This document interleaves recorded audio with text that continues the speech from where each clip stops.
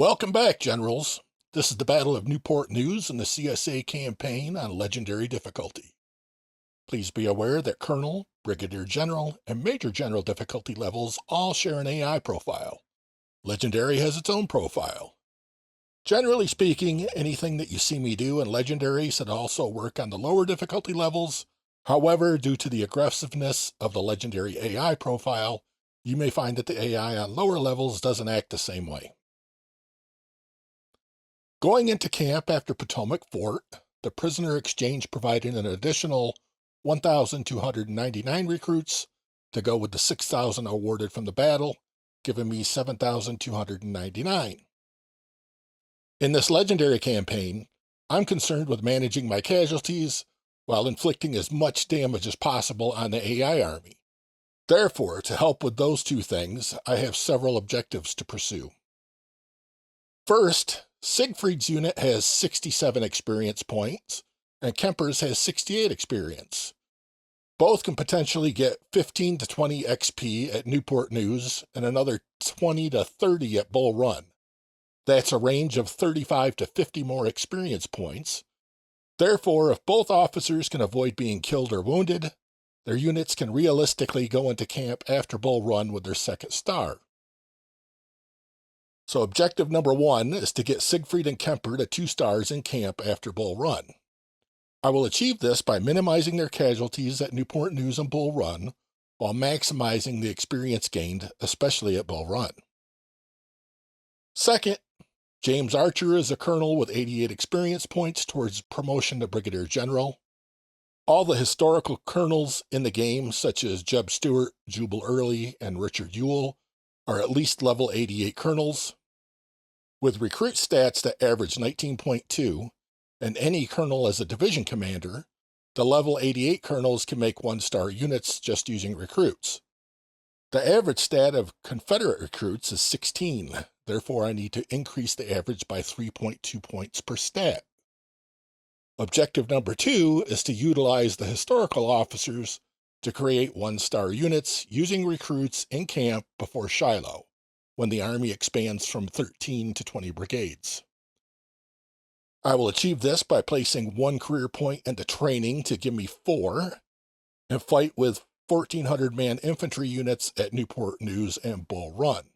That will give me a training cap of 24, plus 2 to recruit stats after each battle, and help prevent depleting my recruit pool. My third objective is to hit the Army organization targets for 3 for ambush convoy, 4 for stay alert, 5 for Shiloh, and 9 for second Bull Run, so I can deploy the desired number of corps and divisions. I have 2 in Army organization now. I will earn 7 career points leading up to Shiloh, so 3 of those 7 points must go into Army organization. That leaves me with 4 career points before Shiloh to spend on whatever I want. Then I will get 12 career points between Shiloh and the camp before second Bull Run, and 4 of those points must go into Army organization to get it to 9. That leaves me 8 more career points before second Bull Run to spend as I wish. Fourth, player casualties will start to escalate at second Bull Run in Antietam. Therefore, my 4th objective is to get medicine to 3 before Shiloh and 9 before second Bull Run. After reserving career points for Army organization and spending 1 on training, I only have 3 to spend before Shiloh, therefore all 3 must go into medicine. I have 8 more career points to spend between Shiloh and second Bull Run, so going from 3 points in medicine to 9 will use 6 of them. That only leaves me with 2 to spend on something else. That might be 2 points in the recon for more weapons recovery and to get the balance of forces bar at the top of the screen during battles. It might be 2 more in the training to take it to 6, or I might take medicine to 10 and use the last point on logistics or something else. I will wait and see what my weapon situation looks like in camp after Gaines's Mill before committing to how I spend those 2 career points. My 5th objective is to avoid fielding any 0-star recruit units other than light artillery batteries. If you've seen my Major General campaigns, you know that in the early campaign I have no issue with creating no-star recruit units for battles. However, on Legendary difficulty, I want to do my best to avoid fielding no-star units, especially if they impact scaling. If adding 2,000 no-star recruits is going to cause the AI to add 2,000 more of these, I want no part of that. Okay, so maybe they're not machines, but it sure feels that way when you're trying to fight them with no-star units. Siegfried and Kemper will remain intact as I push for their second star, but I may need to disband a few other units to use their veterans to create new one-star units. I may also give lower-ranking officers my existing one-star brigades and use the higher-ranking officers to create new one-star units. With all variables being equal, I'd like to retain the battle's lead bonuses, but getting recruits to their first star is way more important than keeping those bonuses, and I'll explain why later on. So here is everything I did in my first camp to prepare for Newport News. I allocated one career point to training and the other to medicine. I bought the Mississippi rifles with reputation points. I disbanded Cabell's artillery unit and moved him into the division command position. I hired Brigadier General Ward for my corps and gave him a melee perk. Using Preston, I created a melee cavalry unit with some of Cabell's veterans and equipped them with Colts. Using my avatar, I formed a new infantry unit with Mississippi's and just enough of Cabell's veterans to get him to 1 star. I increased Siegfried and Kemper up to 1,400 men with the rest of the veterans and some recruits. I gave Kemper the Mississippi's for better accuracy at max range. As I head into Newport News, Preston and my avatar units are exactly 1 star with 0 experience. Siegfried has 65 XP, and Kemper has 66. I'm not taking any supply. The AI received a 10K core reinforcement, so it's 1% over the default size, with 15 to 20% training, and 19 to 24% in weapons quality. The AI has 19,313 troops and 40 guns. I will have 6,634 allied troops along with 18 guns, all before unit splits. Adding my 4 units gives me a total of 11,604 troops and 18 guns. Breaking it down a bit further, the AI will start with Bernie and Poe's infantry brigades, 2 unnamed dedicated skirmishers, and Griffin's artillery battery. About 30 minutes into Phase 1, the AI will receive Robinson and Wilcox infantry brigades, Green's artillery battery, and Harrison's cavalry. When Phase 2 starts, the AI will be reinforced with Grover, Howard, and Taylor's infantry brigades, and Hunt's artillery battery. With the default unit split chance of 20%, the AI should get 2 to 3 additional units. Of course, it may get none, or it might get many more. Our allies will bring 4 infantry brigades, 2 artillery batteries, and 2 cavalry units, with a possibility of 1 or 2 additional units after splits. I want to be transparent with you guys. For now, I haven't made any changes to the configuration files. If I make any adjustments later in the campaign, I'll let you know. I've mentioned in the past that I do not play Iron Man campaigns where you just live with every outcome and hope to not hit a wall. In the battles leading up to Shiloh, I would describe my campaigns as best ball or best battle. Typically, I play minor battles 3 or 4 times and grand battles twice. I then pick the outcomes that I like most and move on with those. That's especially true if a key officer like Siegfried or Kemper gets wounded. Although I still wouldn't call it Iron Man style, after Antietam, I tend to only replay if things went really bad. I find that success at Newport News and First Bull Run is nearly always predicated on the first phase going my way. In both battles, when my desired outcomes occur in the first phase, the rest of the battle just falls into place. If nothing that I want happens in Phase 1, then the rest of the battle tends to just fall apart. I find it to be so consistent that I may replay Phase 1 several times and never replay the rest of the battle once Phase 1 is successful. Several circumstances will improve the AI's chances of beating you. One aspect that remains fairly consistent is that the AI unit stats will be higher than those of the player units for much of the campaign. The higher your game difficulty level, the greater the AI unit stats will be at the start of the campaign. Therefore, the AI does better when it can consolidate its forces into one large group and then overwhelm you with its superior troop quality. The best way to avoid this from happening is to eliminate some of the units on the field in Phase 1. The worst possible outcome is for the AI to be passive and not eliminate any of its starting units, so that when Phase 2 starts, it can attack with its entire force. So we definitely want to fight in Phase 1. Ideally, I will eliminate at least 2 AI units and do some damage to its morale and condition on the others. Some players successfully engage the AI right from the start or harass with cavalry. Although it can work, I find that it scatters the AI units too much and merely delays them from reaching the town. If you try to engage with your infantry right away, they'll often have low condition when the first round of reinforcements arrives while you're trying to retreat to the town, and then that causes its own problems. I prefer to move my infantry into town and protect their rear with the cavalry while they're moving. I got lucky and had a split on Stuart's cavalry, so that will help me out. I like to position my infantry reasonably deep within the town to force the AI to come into the river to engage. The 3 fortifications here are not bad, but the front one can allow the AI to concentrate fire on whoever is placed in there, so I only use it when I want the melee bonus. Since I'm trying to minimize casualties for Kemper and Siegfried, I'll cheat my avatar's unit forward just a bit to draw the AI fire as much as possible. The 2 rear fortifications can cover a lot of area with fire, so I will dismount Stuart's cavalry and put them in there for additional support for now. You can see how far Stuart is from Bernie's infantry, yet he can still hit him.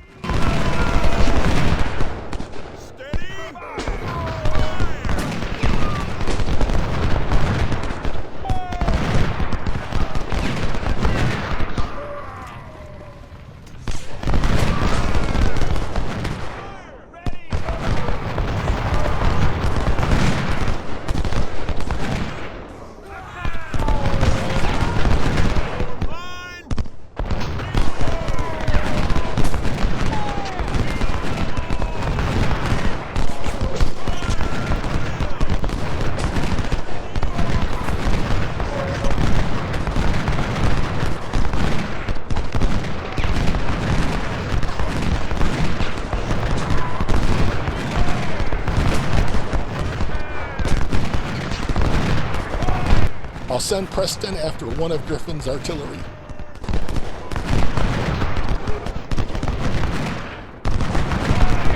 Poe's skirmisher's in the way, so I'll take him.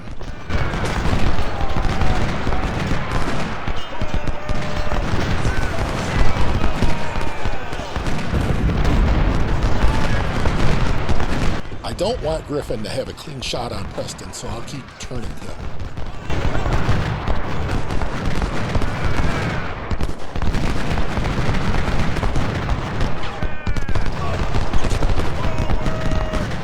I really want Griffin to fire before I charge him, so he's reloading when I attack. Plus, I don't want to take fire from Poe's infantry right behind him. Bernie is routing now, and with Preston hidden, maybe Poe would decide to engage as Bernie moves away.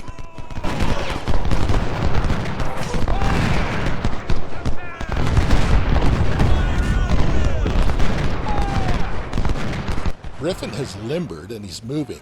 That'll make him an easier target if I can get a clear approach to him.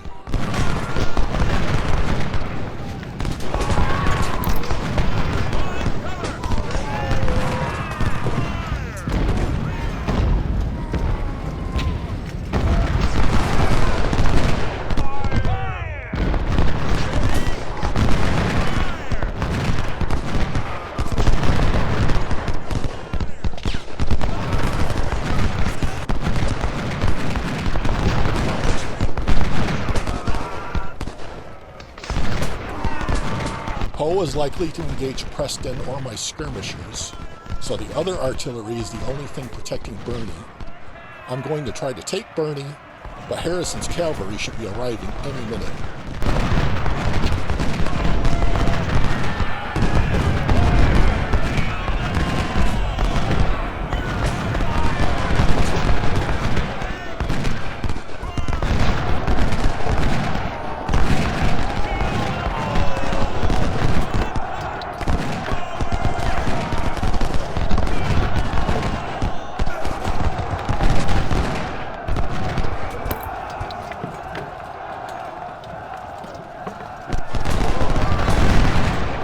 Alright, 1 artillery and 1 infantry brigade are gone. I'll try to get Preston and Siegfried back into safety. We'll see what Harrison and Poe decide to do with the time remaining.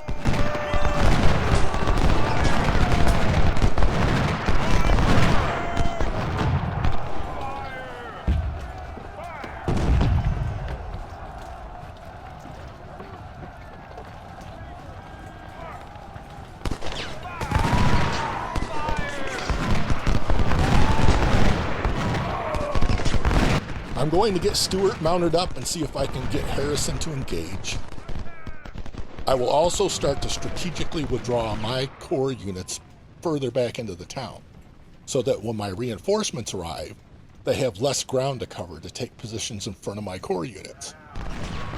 I want the reinforcements to bear the brunt of the early charges in Phase 2 and use my core units to support them. That will help reduce casualties to my core units.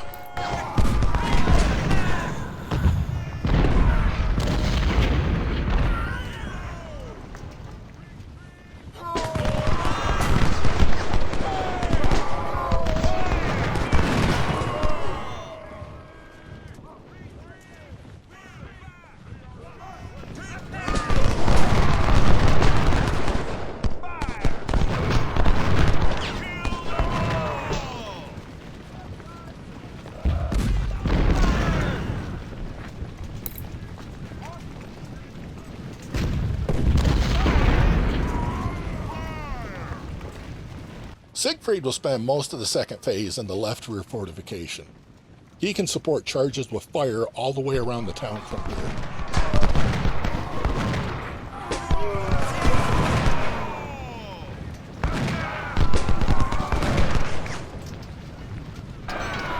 Here comes Harrison. At least Siegfried's a melee unit.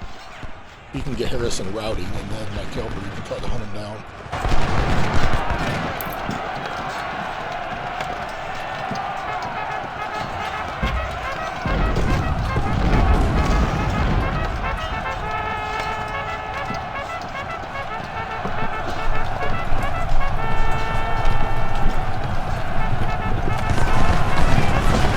Preston will take some damage, but it's worth the trade to eliminate Harrison's cavalry.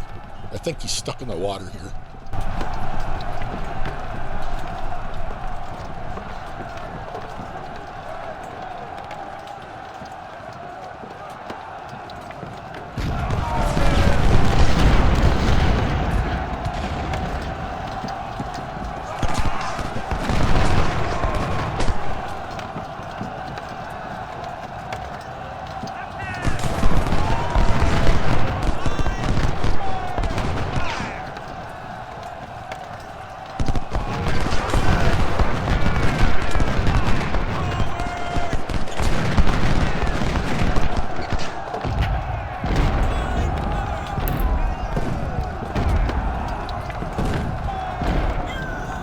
I don't want to put my Avatar or Kemper in the other fortification because they take a lot of damage once charges start coming in from the right in Phase 2.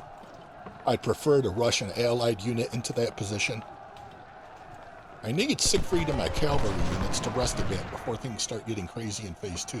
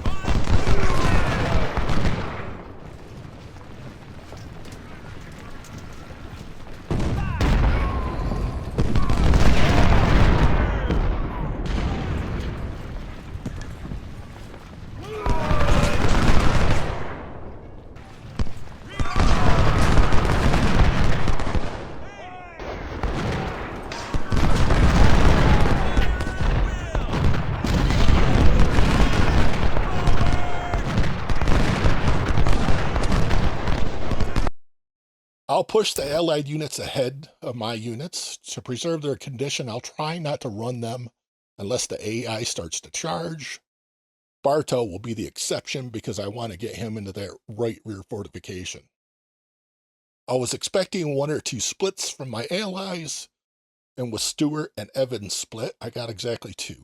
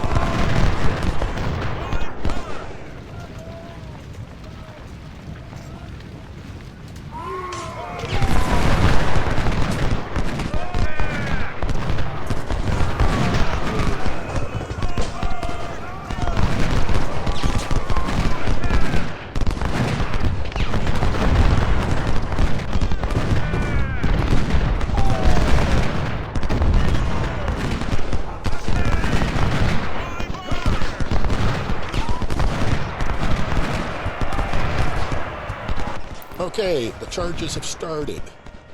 At least they were kind enough to wait for Ewell and Bartow to get into position first. I'm actually looking pretty good right now.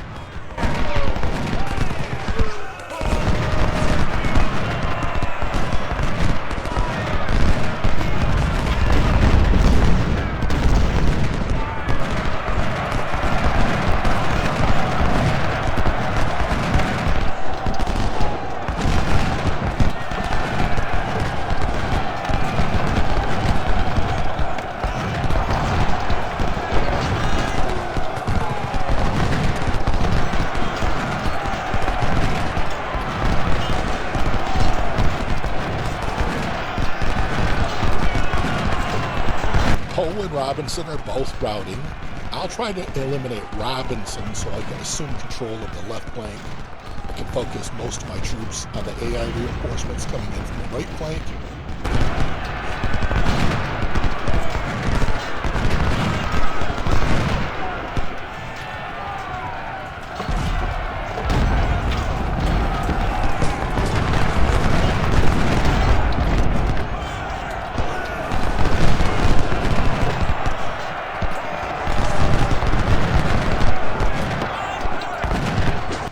Man, if I can get Wilcox too, this battle will become a lot easier.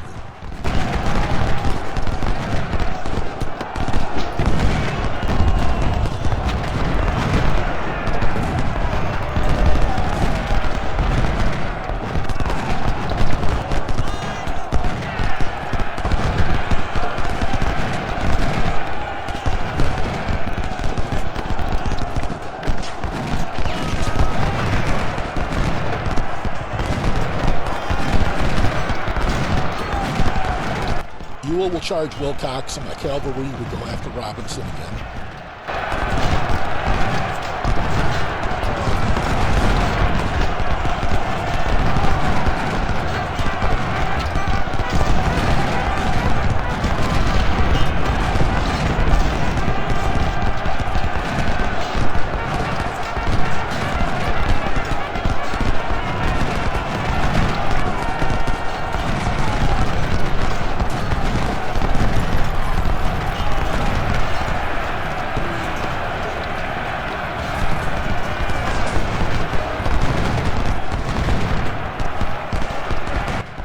Wilcox is down, I can start ramping units up on the left flank, and both of Evans' units are in place just in time to help defend the right flank.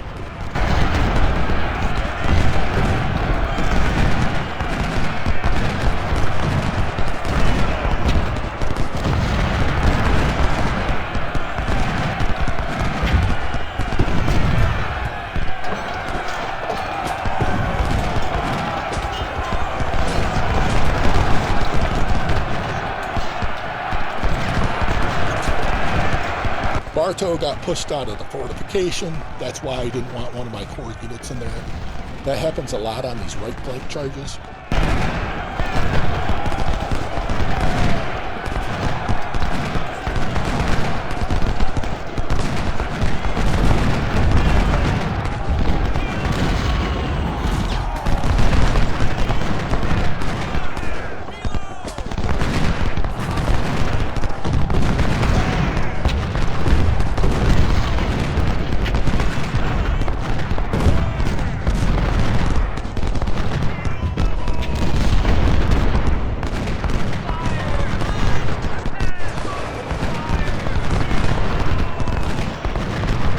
Howard and Taylor act like they're unsure what to do. I'm surprised Taylor hasn't charged one of Evans' brigades yet.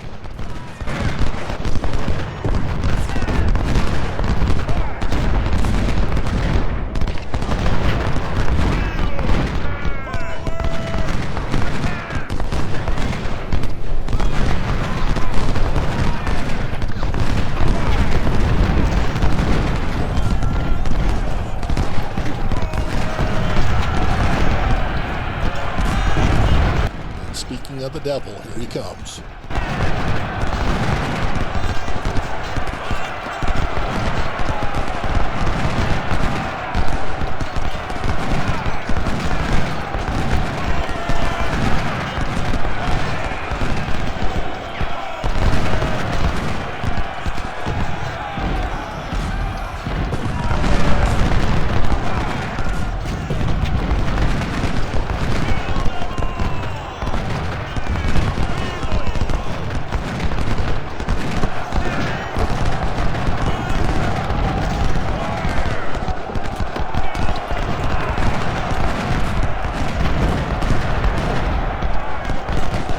Alright, Evans and Taylor are both routing. I'm going to try and position B to jump into the fortification.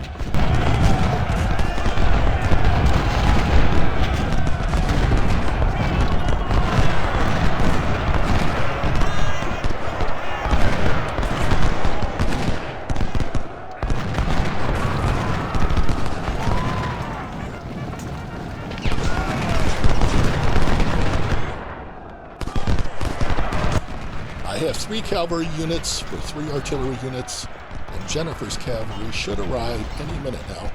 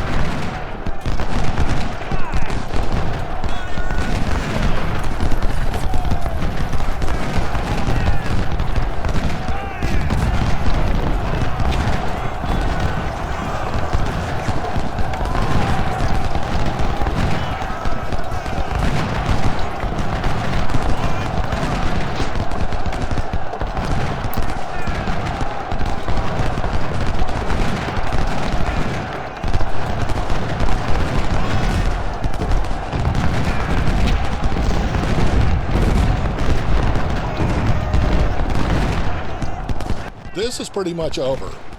It's just a matter of whether I can get them all with the time that I have left. I will start pressing with my infantry units and prepare to charge everybody that's here. My cavalry units are all tired, so I want them to rest for just a few minutes.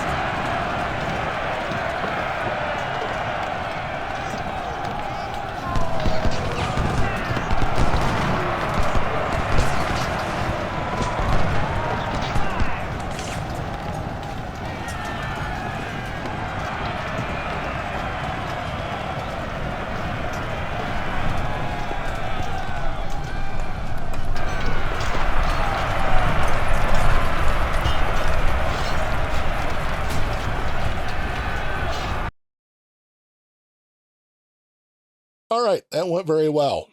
I had 104 men killed, 281 wounded, and 38 missing.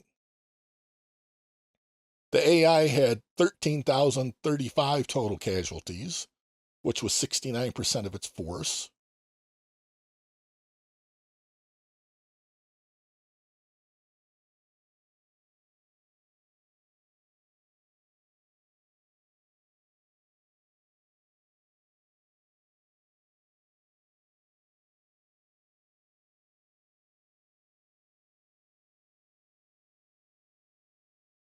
Preston has 1,268 kills with 137 losses.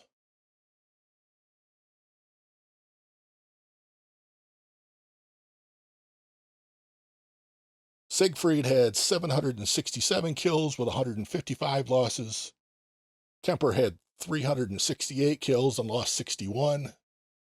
My Avatar had 531 kills with 72 losses. Preston made it to General.